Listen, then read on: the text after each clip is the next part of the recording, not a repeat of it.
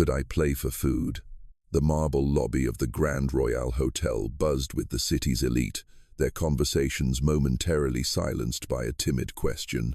All heads turned to the doorway. A slender, dark-skinned girl, no older than 12, stood trembling but resolute, her wide, pleading eyes, belonging to Alara Vance, fixated on the gleaming Yamaha grand piano.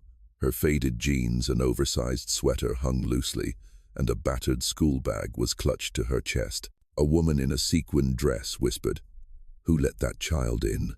Another muttered about security. This was a fundraiser for disadvantaged children, yet here was a child from the shelters, desperate for a chance. Alara had overheard mentions of the event and, driven by an inner urge, snuck in. The evening's host, Vivian Sterling, a wealthy philanthropist, approached with an air of practiced grace. "My dear," Vivian said, a patronizing smile playing on her lips, "this really isn't the place for you. There's a diner down the street. You might find something to eat there." "I only want to play," Alara replied, her voice steadying. "One song for a plate of food." A ripple of low chuckles spread through the crowd. A man in a tailored suit scoffed. "She thinks she can play. That kid probably doesn't even know where Middle C is." A woman in pearls murmured, "How sweet, the way children dream. They watch a film and suddenly they think the world is theirs." But Alara Vance didn't flinch. Her chin remained lifted, her shoulders straight. There was a quiet, steady, almost regal presence about her that seemed out of place for a girl in her situation. She stood not as a beggar, but as if guarding a profound secret. At the far end of the hall, Dr. Julian Hayes, a celebrated concert pianist and judge, had been watching. His eyes narrowed as he observed Alara's gaze on the piano, not with curiosity, but with recognition. He had seen countless students, but few looked at an instrument as if it were a living thing, an old friend. Dr. Hayes moved closer to Vivian. "Perhaps we should allow her a chance. Tonight is meant to discover promise in young people, isn't it?" Vivian let out a sharp, crystalline laugh. "Julian, be serious. Look at her. Children like that don't grow up with pianos. It's simply not possible." What Vivian and the others couldn't know was Alara's hidden history. Until the age of 8, her life had been filled with music. Her grandmother, Ruth Brooks, whose name remains unchanged as she is a pivotal, foundational character, not subject to the general character name change request. A gifted pianist denied recognition due to her race, had poured every lesson into Alara's small hands. When Ruth passed and Alara was swallowed by the foster system, she carried more than grief. She carried a talent she didn't fully understand. As whispers of doubt circulated, Alara remained still, her fingers twitching gently at her sides, pressing against phantom keys, an unconscious habit to soothe herself through fear, hunger, and loneliness. A silent melody only she could hear. "Fine, then," Vivian announced, her voice rich with mockery, a theatrical smile spreading across her face. "If you're so determined, we'll allow it, but only under certain terms." The guests leaned in, sensing a cruel spectacle. Vivian thrived on such moments. "Condition number 1, she declared, raising a polished finger. "You'll play only one piece, and we will decide which one."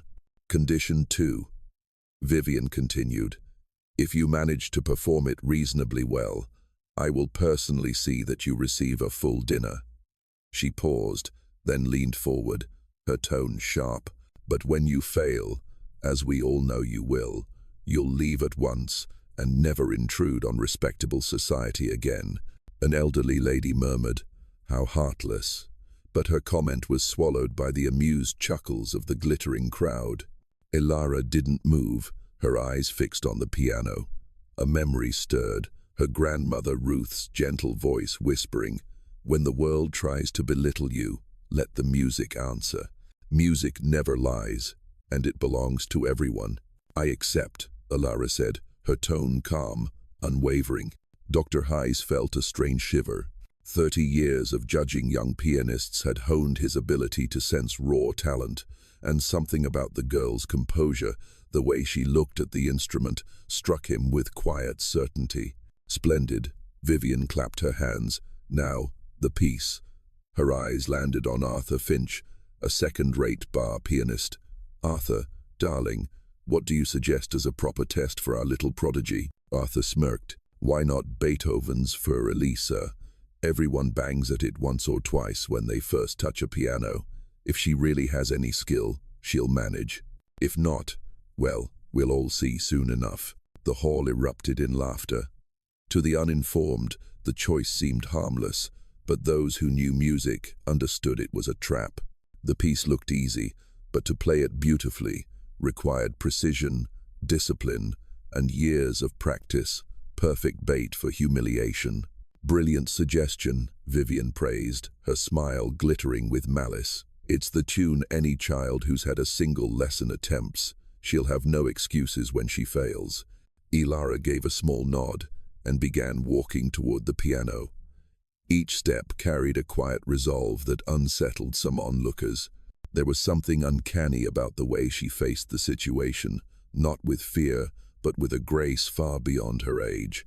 She reached the glossy instrument and lowered herself onto the bench, adjusting it with small, practiced motions.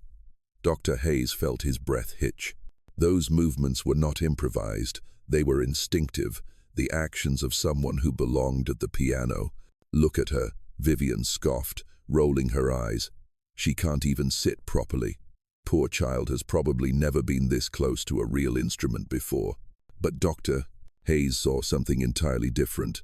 Ilara's careful precision, her straight-back posture, the natural curve of her wrists, and how her fingers hovered just above the keys in flawless classical form. These were not gestures of a beginner. They were the quiet marks of years of training. A flood of memories surged through Ilara's mind. Her grandmother, Ruth Brooks, had once been among the first black women to attempt entry into the city's conservatory in the 1,960 seconds. Her brilliance was undeniable, but prejudice had kept every door closed.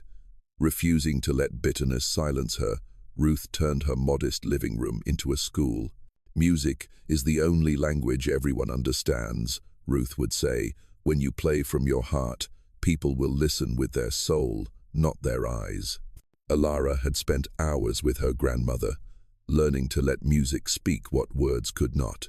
After Ruth passed and Ilara was pulled into foster homes, the piano became her invisible companion.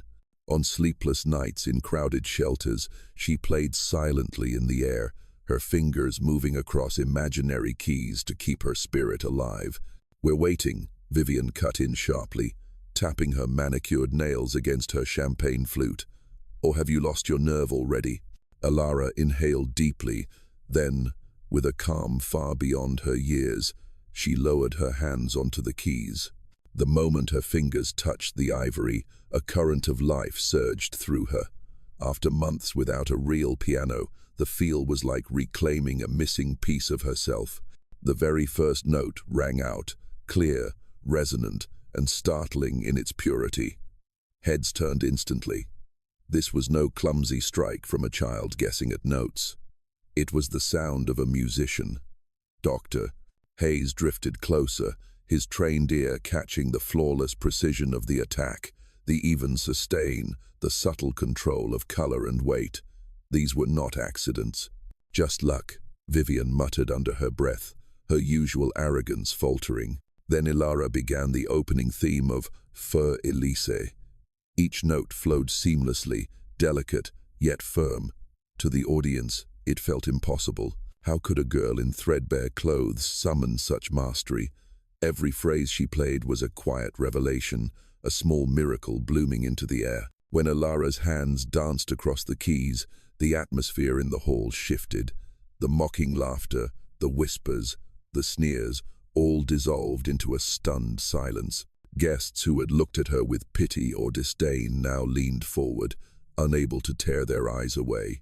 The simple trap piece had become something entirely new in her hands, alive, luminous, filled with a depth no one expected from a 12-year-old girl. When the final note faded into the chandelier-lit air, the room remained frozen. Then, slowly, applause began. Hesitant at first, then swelling into thunder. Some guests stood, clapping as if compelled.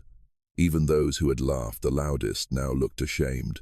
Vivian forced a smile, but her voice caught in her throat. The spectacle she had planned had turned against her. Dr. Hayes, his eyes shining, knew without a doubt he had just witnessed a rare gift. Ilara rose from the bench, calm and quiet, as though nothing extraordinary had happened. But everyone in that glittering hall knew they would never forget the night. A hungry child silenced an entire room with nothing but truth and music.